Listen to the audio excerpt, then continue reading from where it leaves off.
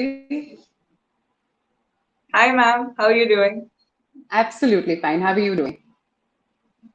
I'm good, ma'am. So, I just like to welcome all of the viewers. Welcome back to another episode of Collaborative Show. I'm your host for the day, and today we have Miss Sandhya with us. So, ma'am, can you just tell us a little bit about what your day looks like? All right. My day, as of now, is spent a lot of times in front of the laptop. And this goes from Okay. trainings to individual meetings that I have with people.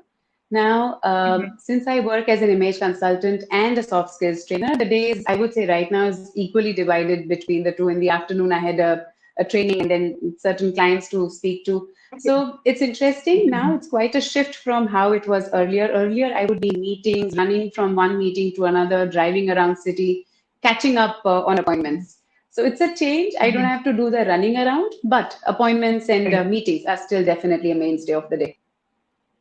Definitely. So, ma'am, do you think that it's a good kind of a change because now you can attend all the meetings from one place? So, the running around, like you said, it's not there. So, do you find it more convenient? Pallavi, it is convenient, but see, the field that I am or the work that I do, it has to do with humans, right? So if I'm Right. talking to people about fashion, I'm talking to people about body language, then as of right now, you can only see this much of me. So body language is not just this, right? It is the whole body Right. communicating how you feel, what you think. So that is a Right. challenging part, but like I said, my clients have gotten smarter. I have gotten smarter with technology. So there's a lot of reliance now on audio visuals. Earlier, the reliance was on me as an individual to coach them, right, to demonstrate things. But now Right. I'm able to take help from a lot of content that is available and still drive my trading. Right.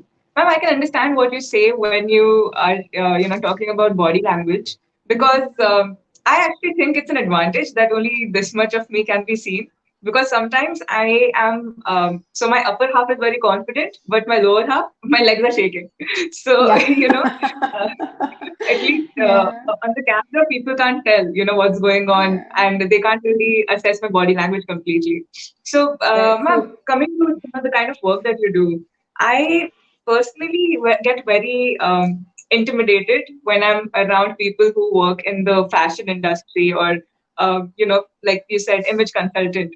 So, and this is probably the first time that I would say that I had to, think about what exactly to ask you because I had absolutely no knowledge about this field.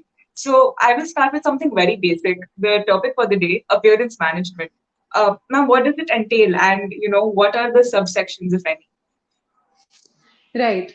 So, Pallavi, I'll just go back to what you said earlier, right? That you're a person who's very confident here, but not very confident in the lower Yeah. part of your body. Your legs are constantly shaking. Now, imagine the challenge for me to catch my client shaking his legs under the table while in an online meeting. So, just to give a little perspective of, Right. how life is a little tough right now. But appearance management is a topic that is gaining popularity in India right now.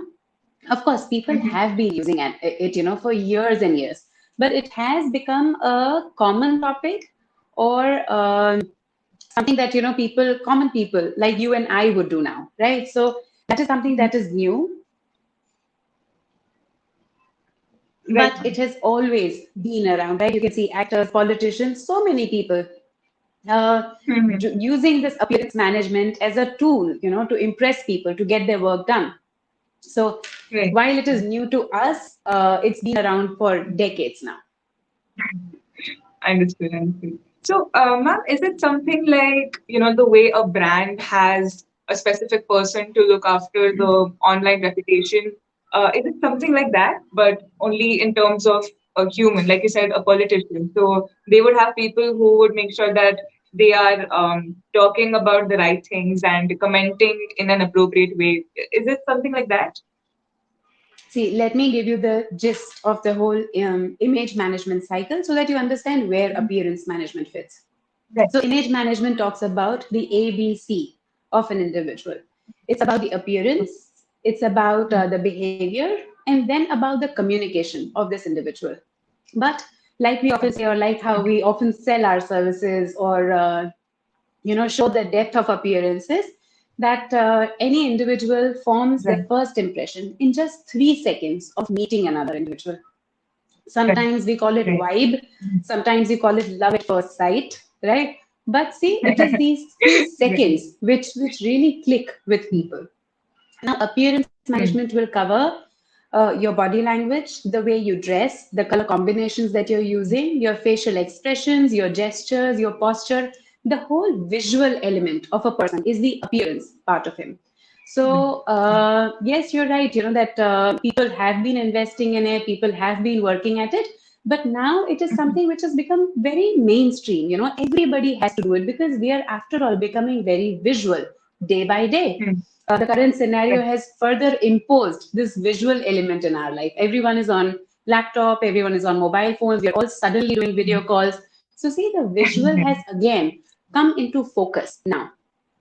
And that Mm. is one part of image management, the appearance part. Okay. Okay.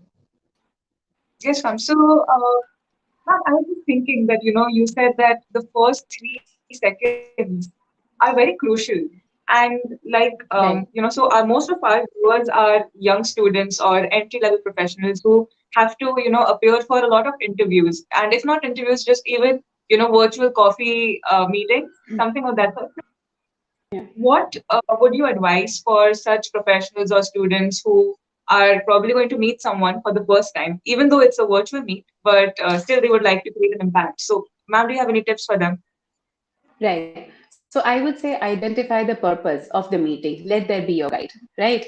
If you are having a virtual date, you have to look completely different, right? You have to look approachable, you have to look pleasant. But if you're, let's say, in a professional scenario, then you have to look more organized. You have to look put together and composed as a person. Two completely different Right. scenarios and two completely different types of clothes and body language is required here. So yes, Mhm. I mean, identify the purpose of your meeting and then see how are you required to look, talk, and think in that meeting. Right. Okay. So, ma'am, in such a case, does the attire also matter? Like you said that, if it's a business meeting or if it's a date, you would have to dress accordingly. But a lot of times, from what I've observed, that people, if it's a virtual meeting, what they do, they just dress very casually. They don't prefer wearing formals for some reason. So, do you think that changes the dynamic?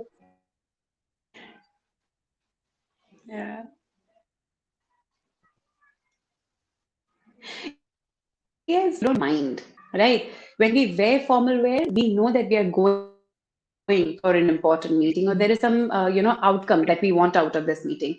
Similarly, if you're just sitting home, you're chilling in front of a TV, you'll not wear a shirt and trouser because that is not the purpose of, you dressing up.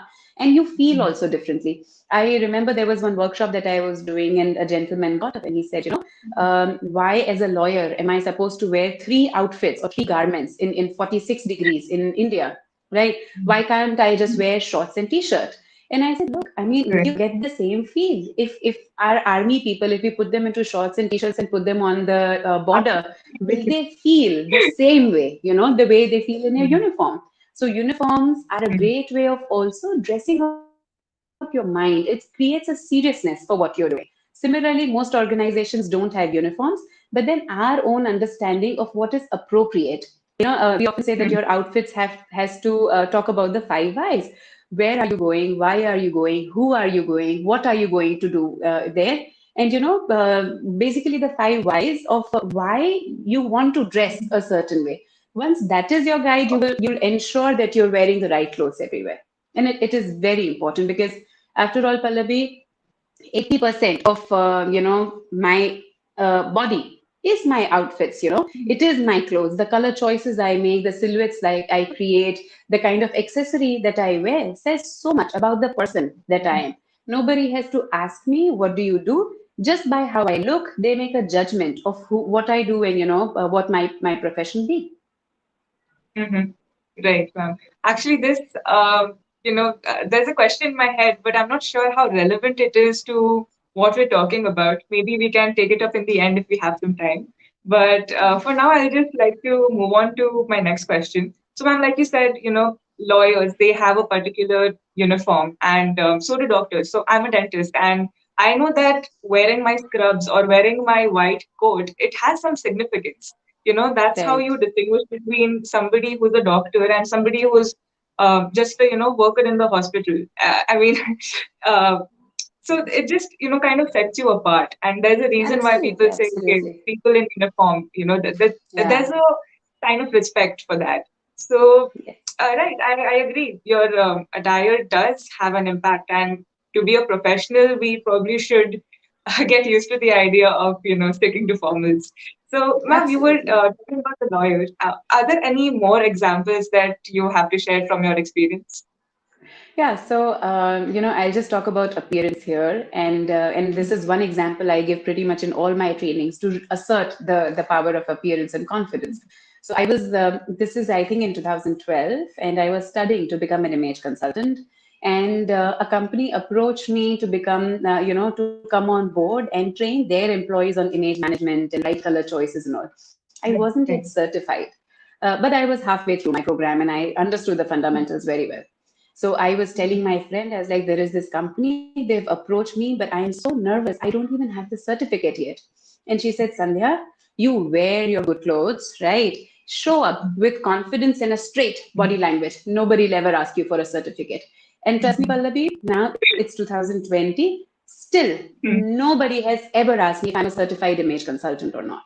I did get eventually certified, but in 2012, I didn't have to prove it with a paper. It was probably written in how I wear my clothes or how I carry myself. That is the power of appearance. It helps people come to a positive judgment or a negative judgment quicker about you. You don't have to do much. You just have to show up in a certain way, and they associate one and one and create an image for you.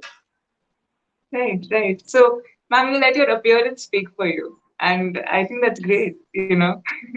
You don't have to talk much about yourself. You just show up, like you said, be confident and wear good clothes. And yeah, people will accept you for But the kind of yes, person that but you Pallavi often get asked also, does that mean only clothes matter? No, don't clothes don't matter. But that is your appearance is a crack in the door. It's a foot in the door to get in. The rest of the action, of course, has to be involved. You have to be an action-oriented person, a strategic thinker, an intelligent person, a competent person. But all of that comes a little later. Once you've at least opened that door or that window of opportunity has opened for you, and appearance helps you open that window for you. Right, right. Makes sense. But okay, so I would actually love to ask the viewers, where are you joining in from? And if you have any questions about appearance management, do leave them in the comments. Till then, ma'am, I'll just take up the question that I was thinking about. It's probably a little controversial, but I'll ask it anyway because you're an expert in this field, and I don't think I'm going to get a chance to speak to an image consultant after this. So, Please speak. I love questions and interesting conversations.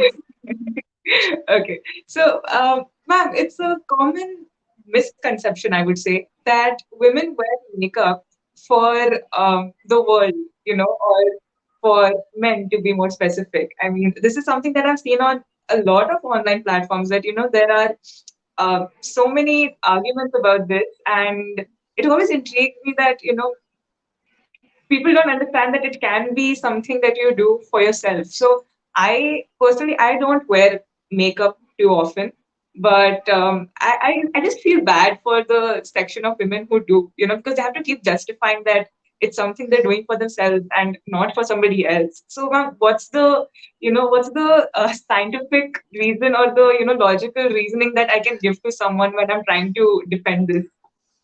All right. Now, all of us use tools for ourselves, right? We use tools. Sometimes these tools are to empower ourselves, and sometimes these tools are used to make things easier to empower people around us and believing in us.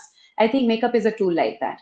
When I apply makeup, I feel more confident. I accentuate my good points. I feel like I'm ready for a job. Again, makeup is also not something you apply on your face, you apply it on your head. So when I apply lipstick, I am telling my brain to get up, buck up, because now we are going to work, or we are doing something special. So that is my Yes. way of getting ready. Now, of course, people are very judgmental and, they'll say, oh, clothes don't matter. Oh, makeup doesn't matter. Oh, fitness doesn't matter. People who do crunches on TV, they're just showing off. That's their way of understanding things. But everything that I do works for me. Let that be my parameter of, how powerful or strong I feel. So makeup is also a tool for people who use makeup, great. For people who don't use makeup, for people like you who don't need makeup, even better, right? You're devoid of any chemical on your face. Hola to you, great to you. But if I feel as a person more confident that way, if it justifies my profession, for example, as an image consultant, I am supposed to look polished and sophisticated, and when I meet my clients, there has to be an Right. aspirational value. Yeah. They have to say, "Ki, okay, Sandhya looks Hmm. like this. Maybe I can also look like that." So if I Right. show up Right. shabby and I show up, in tattered clothes or poor skin hygiene, they don't get as Right. inspired. So this is also a Hmm. tool for me so that I can inspire other people to look and feel better about themselves. So, like I Exactly. said, for Exactly. me, it's a tool. It's a tool, and I achieve so much by using this on my face. If I can, use it and impress people, that works for me. Right, right. I think it should be a personal choice, and people shouldn't demean each other for using it or not using it. So that should be completely up to an individual. And ma'am, I get what you Absolutely. say when we are talking about being an image consultant, and you have to look a certain way. Like you said, the aspirational value. Because even as a dentist, I have to make sure that my teeth are clean and well aligned. That I have a good Right. smile, and that is something that I often get to hear that, oh, do you have a good smile because you're a dentist? So, Yeah. that is something What that came people do first, chicken expect. or the egg? Yeah. Right, right. Right, right. Okay, ma'am. So, Disha has a question. How do self-assess Sure. our appearance and overall image? How to self-assess is quite a few simple things, of course. Look at your industry peers. How do they look? Look at your seniors. Look at people who have already Hmm. established themselves in the industry. See what is the image that they have created for themselves. If they are into professions like doctor or lawyers, where a certain image is necessary, a certain uniform is necessary, then of course, things are very cut out for you. But if you're an artist, if you're a theater person or an independent professional, again, take a look around and see a few things: how your peers or your superiors are dressing, what is the environment and culture that you're in, right? Which city, Right. which environment are you in? And again, what is Hmm. the weather that you're in? Hmm. Right, So right. I would love to wear shawls. I'm somebody who would love, woolen and kashmirs and all those really bright colors. Hmm. But I live in Ahmedabad. The lowest temperature we get around here is about 10 or 12 degrees, and I don't even need a sweater, the rest of the year or most of the year. So I will not Hmm. invest in that kind of an outfit. So a couple of things, your Hmm. industry peers, the culture that you're in, and the location that you're in. Right. I also like that, image appearance isn't about feeling uncomfortable. So you said, how the climate is a factor, and that's a good thing, keeping that in mind, being comfortable in what you're wearing and also looking good at the same time. Okay, Absolutely. Nikita asked, color psychology is important in appearance. Yes. Ma'am, do you have anything to say about color psychology? Definitely. See, why do doctors wear white? Or why do lawyers wear black? Why do policemen wear a khaki color, right? To be able to camouflage in the environment. So Right. color psychology is very important and justifies the profession that you're in. It may justify the authority or the purpose of your profession also, right? For a lawyer, it's important to wear the color black because they are talking about white and black. There is no gray in law, right? You're either right or wrong. So see, the black color really talks about that. And the whole white and gray Right. combination talks about that. Bankers wear Mhm. blue so that, when they're dealing with your money, they're able to show that they trust you. People like me, we wear multicolor because we want to show that, we are multidimensional and we've got a lot of personality and a lot of colors. So color psychology is very important. But also, identifying your personal color is very important. So in India, we've got a variety of skin tones, right? If you look at my skin, it falls into the very fair area, right? So there are certain colors which look good on me. For example, the neutrals that I wear, right? But there are a lot of people who would have a lot of yellow, brown, and deeper shades also in their skin tone. For them, the Right. same color will not work. So identifying the purpose of color in your profession, the purpose of color with your personality, and then with your own skin tone are some very important things that you should check before you finalize or you come up with a color palette for you. Right, right. Okay. Yes, ma'am. Like, so I have noticed that I don't feel too good when I wear yellow. So I don't buy anything that's yellow. Like, I just run away from it. And yeah, my go-to color is blue. And like you said, it creates a feeling of trust or somebody who is more warm, I would say. I mean, I just Right. associate it with So, the medical field for Pallavi, some reason. Mhm. if somebody was going to go in my mouth and deal with my teeth, I would want to trust that person, right? So a color blue, a soft color pink, a white color says that this person is calm, he's trustable. If you should ever show up in your clinic wearing red and black, I would be very afraid to come to you that day. Right? Those are the colors of Right. aggression, and I don't want an aggressive person drilling a hole in my tooth. Right, right. Okay, ma'am. Thank you for validating my choice of color. I'm glad I picked the right one. Certainly. Yeah. Okay, ma'am. So, do you have any last words to share? Any last words of wisdom? Because the ones that I've noted down are that this field has a lot of mnemonics. So, like you said, the five Ys and ABC. I will keep that in mind. But apart from that, is Yes. there something else that you'd like to add? Yes. So, appearance or visual, any person's visible self. I think we've lost Pallavi, but I'll still continue with the I'm question that sorry. she asked. So I was Yeah. saying that, yeah, Pallavi, good, you're back. Right. So I was going to answer the question and say that while we choose all of these things, right, appearance and fancy clothes and body language and all, the bottom line is your personality. Who you are as a person, your appearance has to accentuate that. It has to bring that out. The idea is not to dress fake, inauthentic, and then fool people or yourself, in believing that you're not what you're presenting. The idea Right. is to have substance and then, what do you call it, emphasize it, or, bring it out there in front of people to acknowledge and appreciate. So always remember that it's inside what that matters, but you have to find ways of bringing out also. And appearance management is about that. Very well said, ma'am. I think that would be a great note to end today's episode on. So, thank you everyone for joining us. And I'm sure that you're aware we do have a workshop going on for interview preparation where maybe, ma'am, you could come in and talk more about appearance management specifically for interview prep. So, I think Definitely, that I would be think great. that's another module that I take with a lot of institutes across Gujarat and, in fact, even Pune. And I do talk to students about how they should appear in an interview also. So we would love to Right. come there and give my 2 cents too. Yes, ma'am. We will definitely have you on board for that. Okay. Thank you everyone for joining in. Good night. Thank you. Bye.